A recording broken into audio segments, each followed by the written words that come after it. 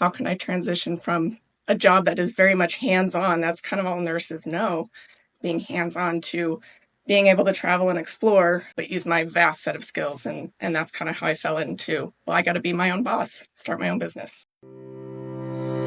Welcome to Nursing Beyond the Bedside. I'm Audrey, your host, and a nurse who pivoted my path several years ago. After 8 years as a critical care nurse, I was ready for change. I craved higher pay and more flexibility, but was struggling to find a clear path forward. Fast forward through positions in recruiting, customer success, and marketing, and many lessons learned along the way. Today, I run Pivot Path, a company dedicated to empowering nurses to redefine their careers. This podcast is designed to help you navigate the journey from clinical bedside nursing to a fulfilling career that aligns with your passions and goals. Here, you'll discover inspiring stories from nurses who've gone beyond the bedside, successfully transitioning to non-clinical roles, or redefining their nursing career. Join us as we hear their stories and share actionable strategies to help you make your own leap. Whether you're a new listener curious about what lies beyond the bedside, or a returning audience member in need of some fresh motivation, this podcast is your go-to resource for exploring new opportunities that can transform your career. Let's get started. With over 15 years of experience in healthcare as a critical care nurse and acute care nurse practitioner, Hailey Pash is now the founder of Nightingale Health Content. Hailey helps healthcare and technology companies translate complex medical information into clear, easy-to-understand content for diverse audiences. 3 years ago, Hailey decided to make a move abroad and started building her own business. Through this transition, her eyes were open to the opportunities for nurses to apply their knowledge and experience beyond clinical roles. Today, Hailey is passionate about using her expertise to help healthcare organizations communicate more effectively while enjoying the flexibility of working remotely and exploring the world. We have Hailey here joining us from Portugal today. Hailey, welcome to the show. Thanks, my pleasure. Excited to be here. Awesome. Well, you have had a really interesting career path and just kind of like life in general because of the way that you have prioritized travel and, kind of things outside of your career. And then you've kind of made your career work around that, which I think is amazing, kind of the way it should be. But talk to me some about like how you got your start with nursing and even became a nurse practitioner. Let's talk about that part of your career first. Sure. So initially, kind of full circle, when I went to school, I was actually a business major. Had no idea what I wanted to do out of high school. And I thought, business can do anything. So I went to business school, got through one semester, took an elective women's health course, and the professor was a nurse practitioner. And I was thinking, nurse practitioner, nursing, they go to college, they have careers, they make money. Oh my gosh, what am I doing in business school? So I switched my major to nursing and ended up going down that path. And it was something I'd never thought about, in high school or before. And I was like, it just all made sense. I love science. I love taking care of people. So it really just kind of fell into my lap, and I'm thankful for that. So I ended up, I don't know if I chose it or it chose me, but I ended up in critical care, mostly cardiac surgery for most of my nursing career.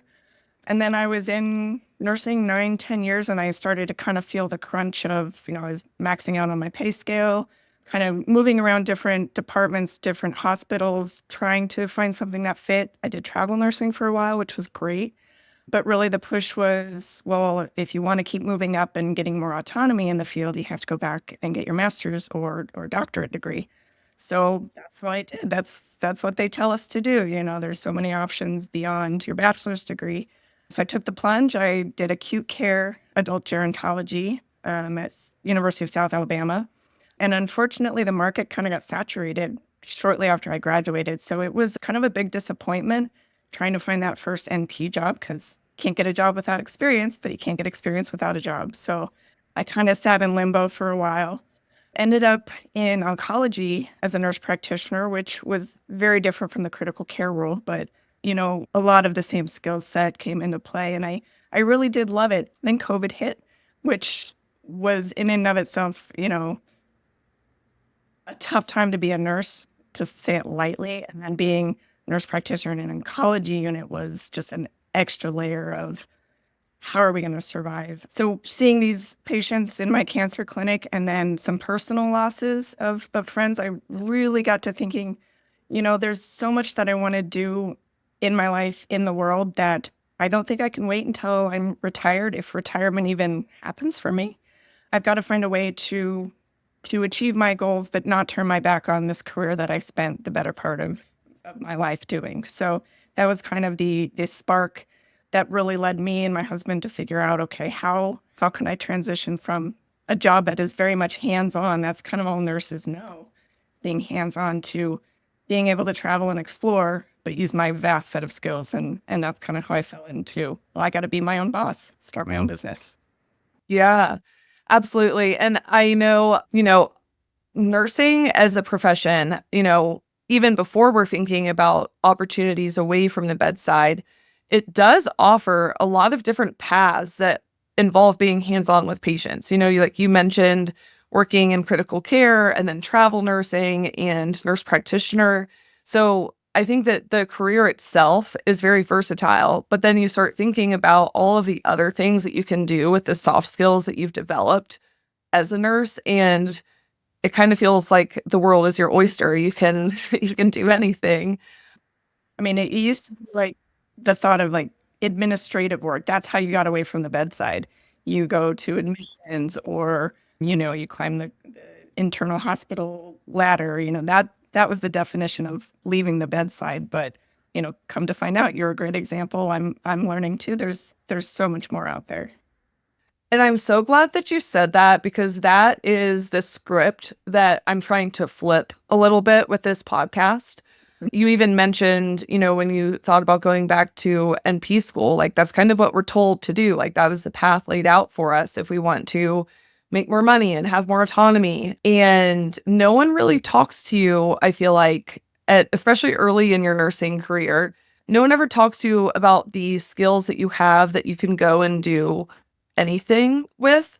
It's like they try to keep you in the healthcare bubble, which if you stay there, fantastic. Like we obviously need nurses there, but I think that it is so important that nurses know their value and how important the skills are that they have and how transferable those are. Right. I almost wish there was a component of entrepreneurship or business acumen, even as an elective offer for nursing school. But again, to your point, that doesn't really support the academia and the keeping nurses at the bedside, the way it's always been. So yeah, hopefully we can change some minds. Yeah, absolutely. Okay, so COVID hit, you kind of reflected some and thought, life is short. I want to get out there and live it.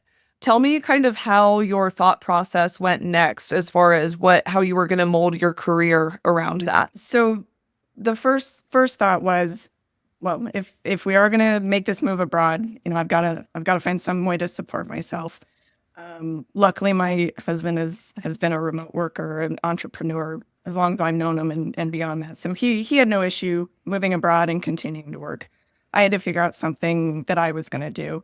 So even before we made the big jump, I started kind of thinking about outside the box things that I can do as a nurse.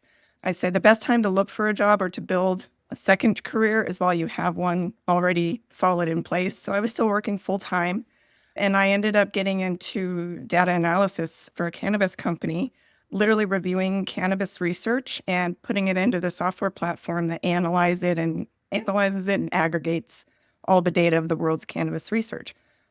I lived in Colorado, so we were kind of on the forefront of a lot of research on cannabis, and so I was already interested in it.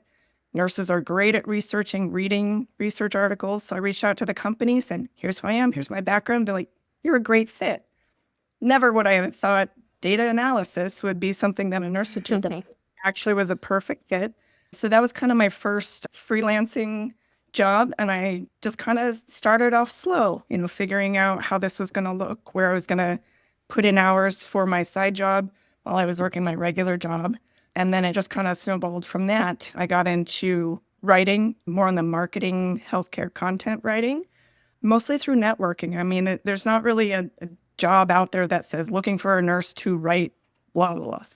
So networking, mostly LinkedIn, other nurses that I knew, slowly started to meet, companies and individuals who were sort of in that space.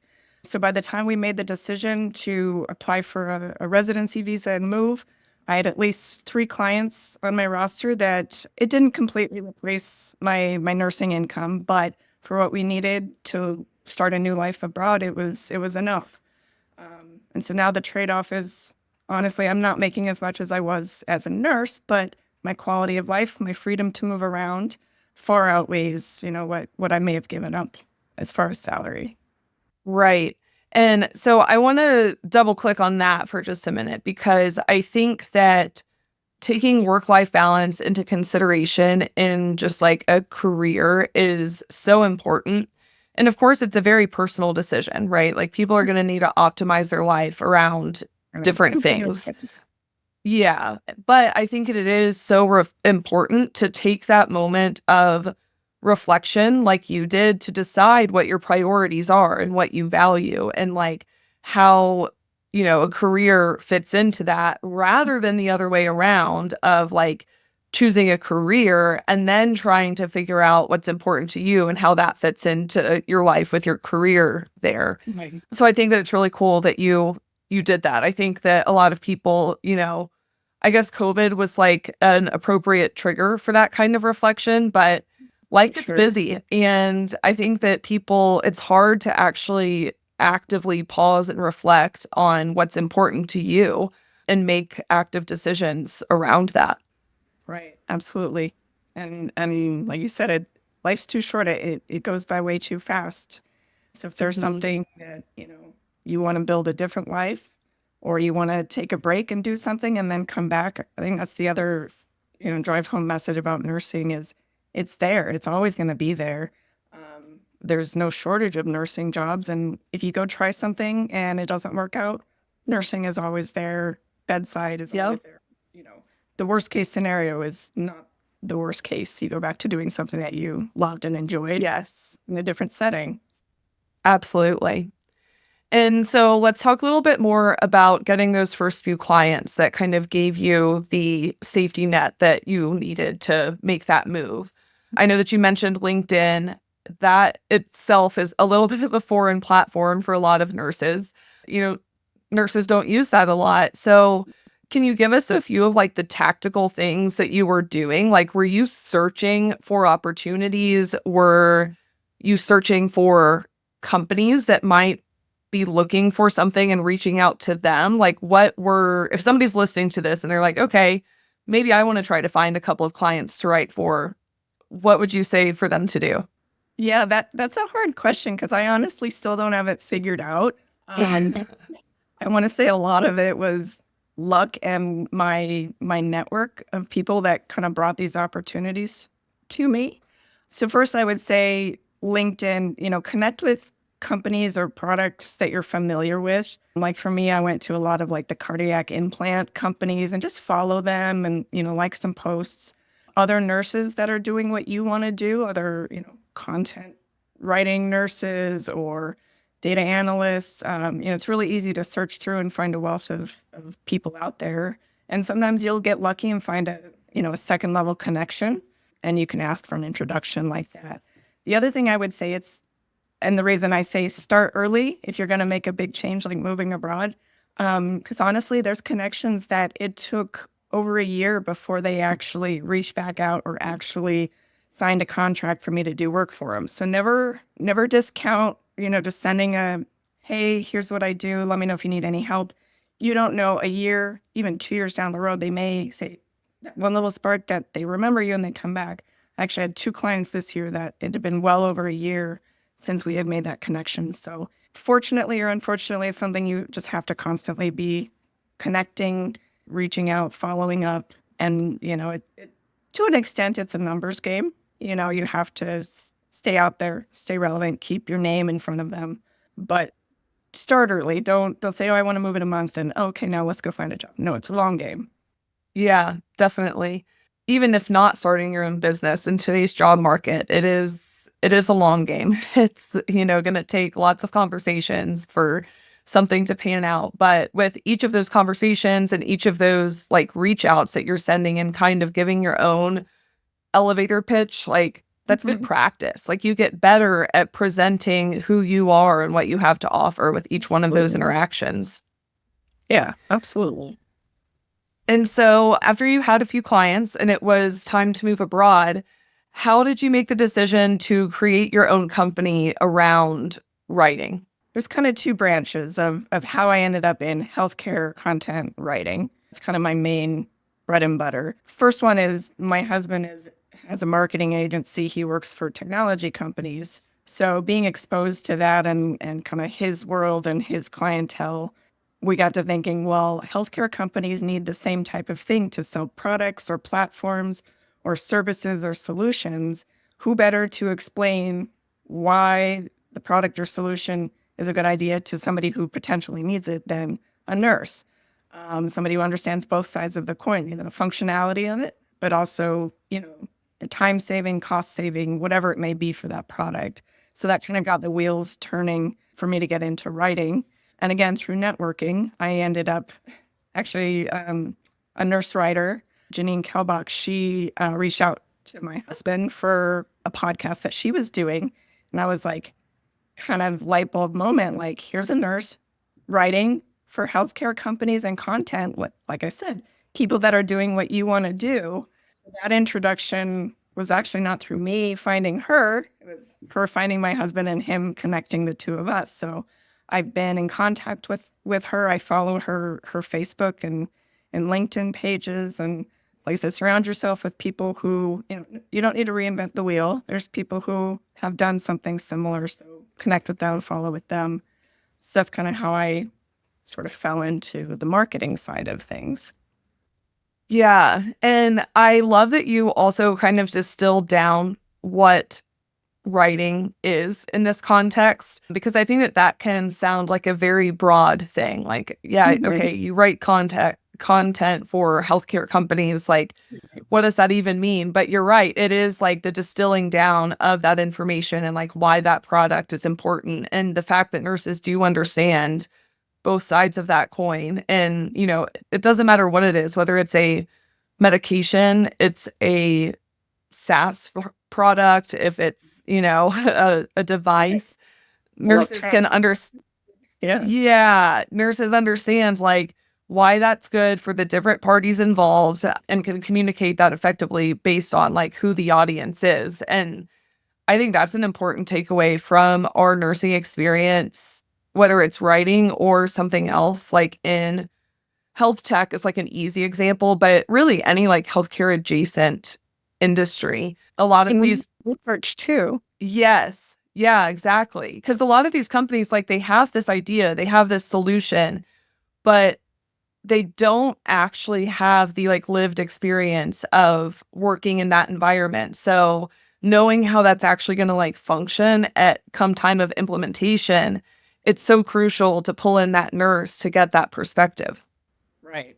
Even if, nurses aren't the ones who are going to be, ultimately buying the solution of the product, we're going to be the ones, between the patient and that device or that audience. So the other thing you wanted to mention with, nurses are great researchers. And so writing content, we've got the chops for good in-depth quality research, which is different than writing an essay in nursing school. You gather all the data and you present your findings. Marketing's a little bit different. You kind of have to work backwards. Like what research, what evidence do I have that's out there that supports this solution or this product? So definitely being good at research and reading articles is helpful, but it's a little bit of a reverse engineering when you're dealing with marketing. You're not going to, go in with something, well, it might or might not help you. No, I want to show you the quality studies that say this is the best solution. Mm-hmm. Yeah, I mean, we do that every day at the bedside, like evidence-based practice. Here is what we're doing and why we're doing it and what has shown to like work. So it's getting that buy-in. When you're doing marketing content, you're getting the buy-in from like whoever that audience is, a potential customer. But then at the bedside, it's like, if you need a patient to agree to a care plan, or if you really need an order from the new resident who's on call, you have to make your case for that. We're the perfect bridge between, very, very different factors in the ecosystem. So I think that's one of nursing's biggest strength is we can bridge a lot of gaps in many different settings. Yeah. And so are you still doing data analysis work in addition to your writing?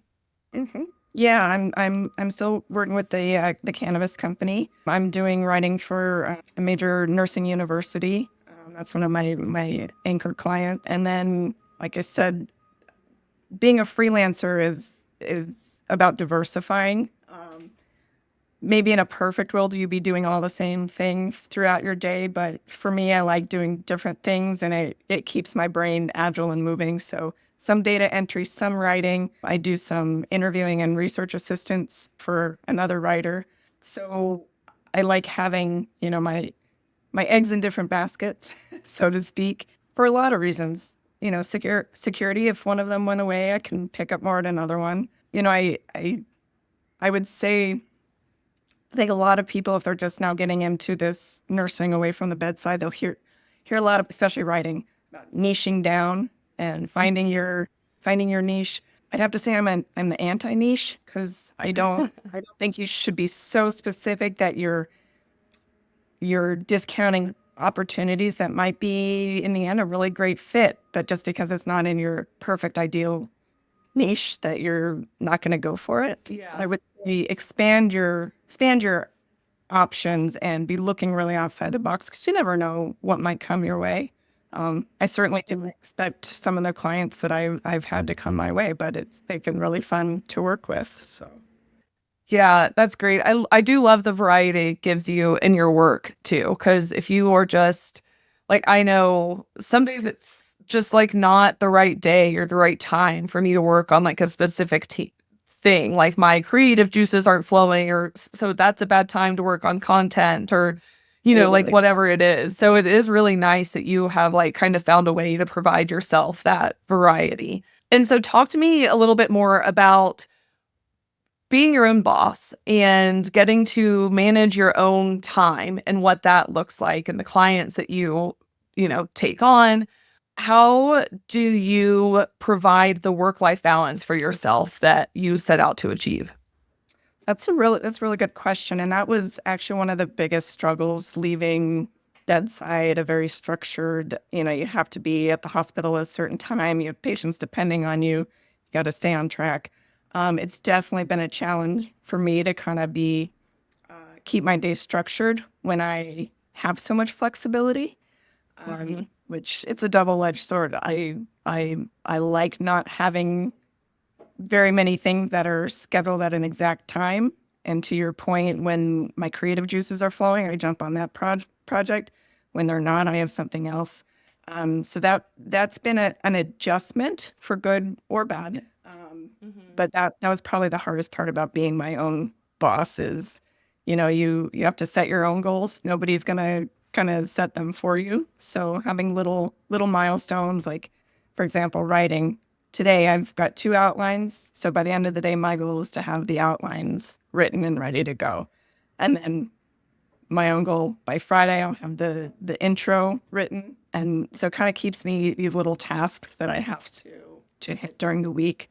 And then with the diversity, okay, I need to get X amount of hours in by Friday. So it's a lot of self-motivation and holding yourself accountable because there really is nobody else to do it. Yeah. Luckily, most of my work is asynchronous. Actually, all my work is asynchronous. So the only time I would have my schedules for something like a podcast or a coaching meeting to look at what's coming forward. So that's nice, especially being on European hours. You're just up. I'm just getting ready for dinner here in a couple hours. So Yeah. most of my clients are in the US too. So it's okay that it's asynchronous. But, if that ever changes, I definitely have to shift things to accommodate that.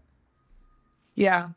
That adjustment from a really structured nursing day to an unstructured day, whether you're an entrepreneur or honestly in a lot of other business type roles, there is a lot more freedom as to how your day flows. as nurses, we like you said, like we clock in, we have meds due at this time, we need a turn every 2 hours. We like, you yep, exactly. You like check off all of the different tasks you need to do through the day, and then you clock out and you really don't think about it. And especially when you're your own boss, there is so much self accountability that needs to be there because I would totally agree with you that it's a double-edged sword because you have the flexibility to work at a time that is convenient to you. And if you need to go run an errand or you have a travel day or like something, you can just plug in later in the day when you know that you're going to like have the hours to commit to it. But it is a totally different shift of how your day is structured. Definitely. And so, you wanted to make the move and the career change to travel more and just kind of like take more advantage of living life. How is that working out? And how are you balancing like fun and time for yourself and travel with your work? It's going great. Uh, I think our first year living in Portugal, we made it to 3 countries to visit from Portugal. Obviously, Portugal. We went to Germany, Italy, and Greece, 2 of which I hadn't been to. So that right there was the whole reason we moved. We moved to Europe. You know, normally I would maybe get to Europe once a year, and actually it had probably been 8 or 9 years since I've been to Europe, which is a place that I've really wanted to explore more than I was able to in after college. So yeah, we're definitely taking advantage of being a quick, relatively inexpensive flight to almost anywhere in Europe. And we've actually got busy travel schedule coming up, but I technically don't really take days off. I bring my computer with me, and I either get my work done on the plane, or we go find a cafe near our Airbnb or hotel. We knock out some work over a couple hours, and then we get to go explore, and it's really a great balance because I don't feel like I'm not holding up my responsibilities or getting my work done, but I'm also not missing out on the whole reason I moved here, which is to travel and experience different cultures, different cities, different countries. For me, it's more fulfilling that I'm getting to do both at the same time, and definitely not going to regret it. That's for sure. Yeah. And, that takes balance in itself too, because I think some people look at entrepreneurship as this like, oh, cool, like you get to make your own schedule. Like some days you just like don't have to work at all and you can kind of choose and whatever. And I would say that the like reality check with that is that work is always there.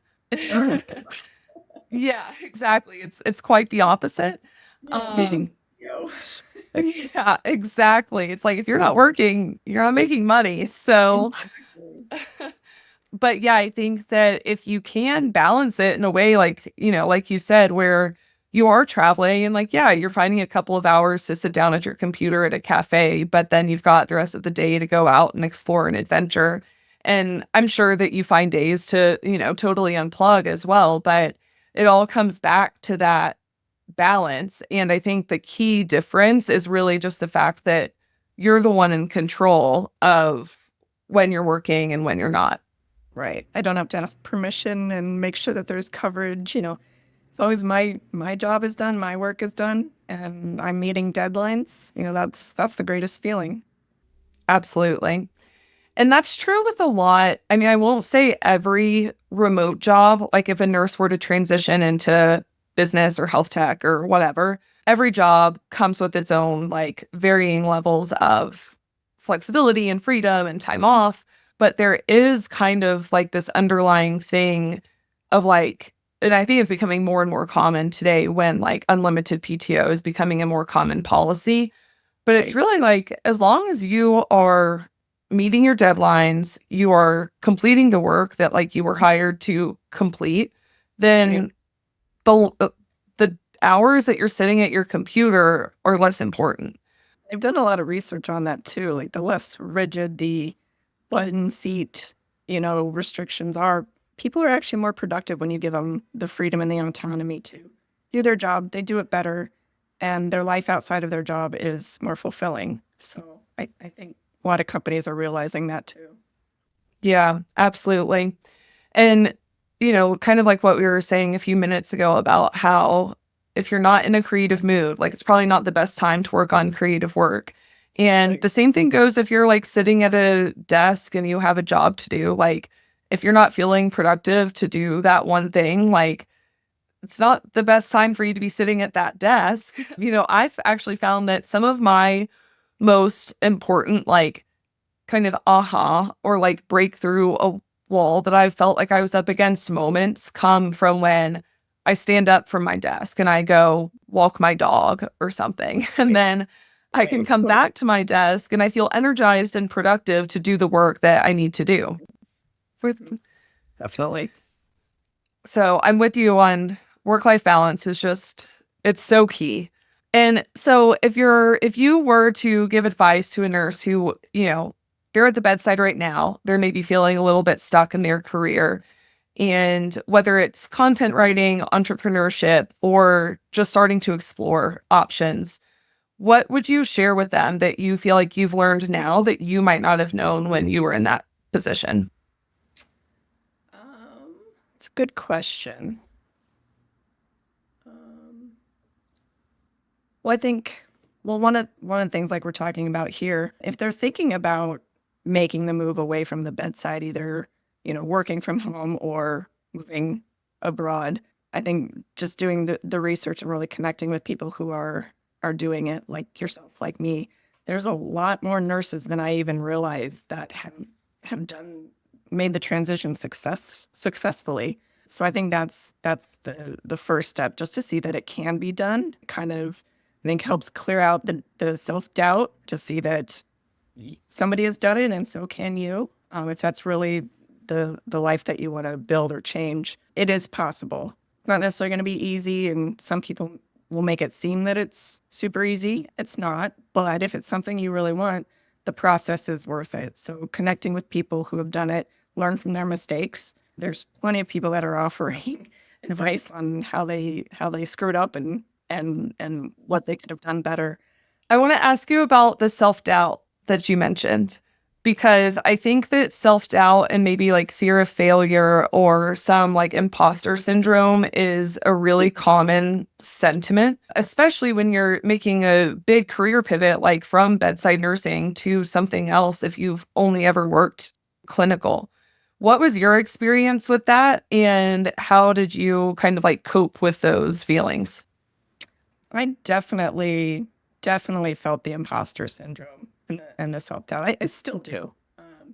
I still sometimes feel the urge to over defend my qualifications, but the longer I'm doing this, the more I realize that other people don't know all the skills that nurses have, and I probably didn't either. So if a nurse doesn't even know how valuable they can be outside of the bedside in a different role, our potential clients and customers definitely don't know all the things that nurses can and would be perfectly qualified and really skilled at doing. So again, people who are doing it already, they've found a way to overcome it. I would say for somebody who's still in nursing, especially, I feel like a lot of younger nurses maybe kind of the rose-colored glasses get taken off really quickly in nursing, but I can't overemphasize enough how important it is to get that bedside experience.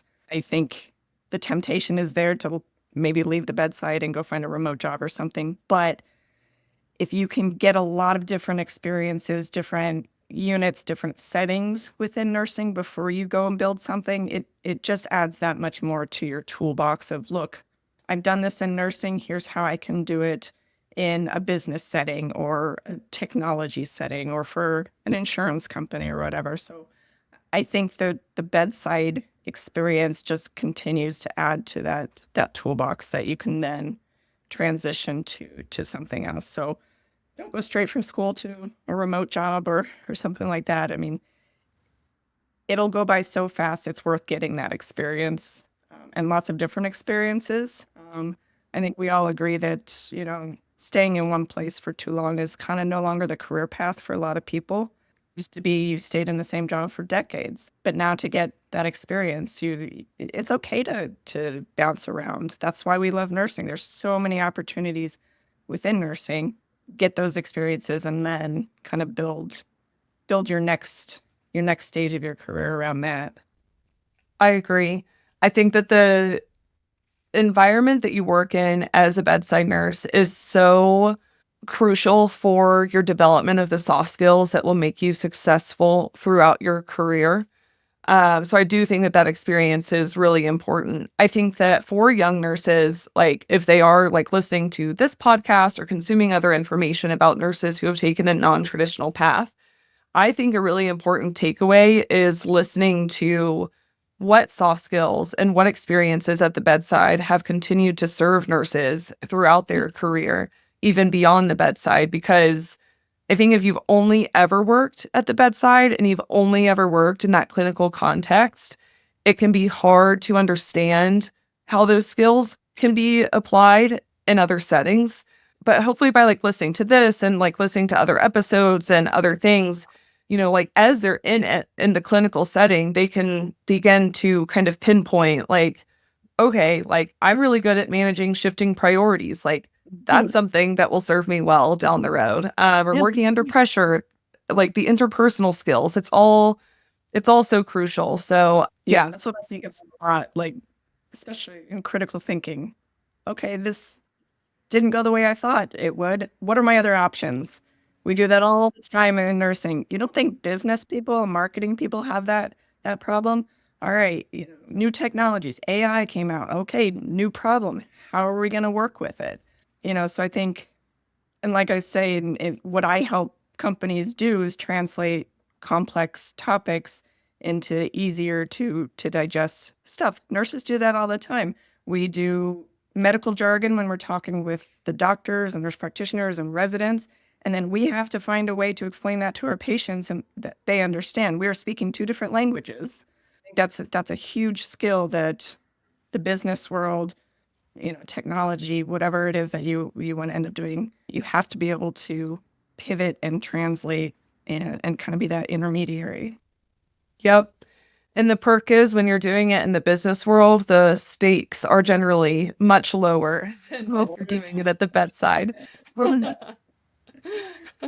Amazing. Well, Hailey, this has been such a good conversation. I think that it's so special that you have kind of identified what's important to you in life and you've chased it and built a career that works with that. So I really appreciate you coming on and sharing your story with us.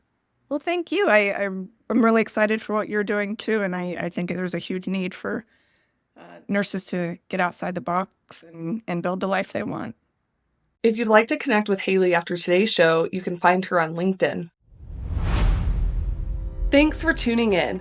Don't forget to hit subscribe to keep up with our latest episodes. And if you were inspired by today's conversation, I hope you'll share this episode with someone who'd love it just as much as you did. If you're ready to pivot your path, sign up for my free newsletter at mypivotpath.com. Get non-bedside jobs delivered to your inbox every week. And if you have questions or just want to say hi, feel free to email me at audrey@mypivotpath.com. Thanks for listening, and until next time.